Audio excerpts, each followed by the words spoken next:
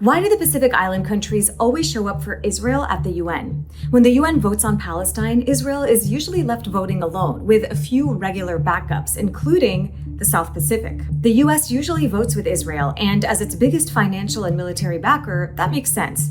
But why are countries in the global South, on nearly the opposite side of the globe, co-signing genocide and apartheid? When I listened to your anthem just now, I heard words that came from Zion, from Israel, from here, from Jerusalem. So words that came from here. It's a story entrenched in religion and myth-making.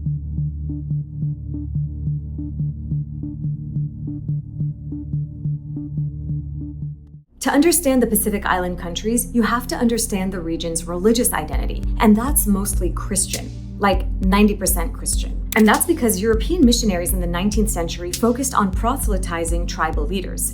Once the chiefs were swayed, the tribes would go with them, adopting belief systems that blended Christianity and traditional religions. This could mean reframing local legends through a Protestant lens, or moving away from values that had long held their societies together, like collectivism. From there, these newly Christian islands would sail their way around the Pacific to convert their neighbors. But Christianity in the region often takes a very literal reading of the Bible. It's a key feature of what's known as evangelicalism. In fact, in a country like Fiji, which often sides with Israel at the UN, 1 in 4 people identifies as evangelical.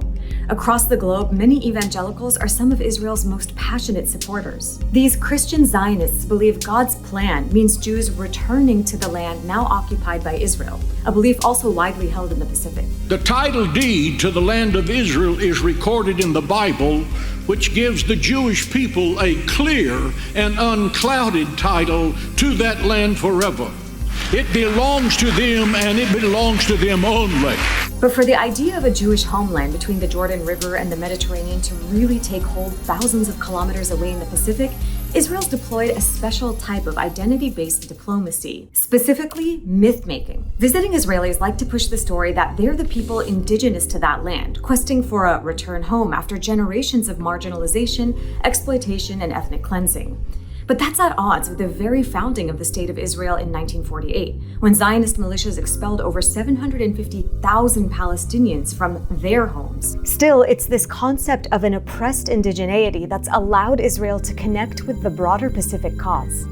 So we stand here with you today in your eternal city and declare that as indigenous peoples, we recognize that Jews are the indigenous people of this land, and we stand with you in your struggle. These myths can run from the mundane to the spectacular. One popular story centers on the lost tribes of Israel. The idea that Fijians and Solomon Islanders are descended from biblical Israelis who fled down the Nile and across the Indian Ocean, finally settling in the Pacific. Family is important in the Pacific. Populations are small, and oftentimes everybody knows everybody. Casting Israelis as distant relatives goes a long way toward tying the region's story to Israel and its Western allies.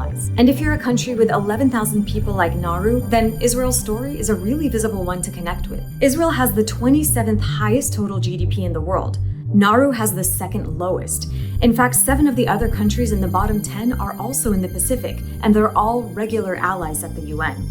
Though these countries rank much higher when GDP is adjusted per capita, they're also incredibly resource-strapped. And despite being responsible for so few greenhouse gas emissions themselves, they're disproportionately affected by the climate crisis. Here's Netanyahu even joking about it.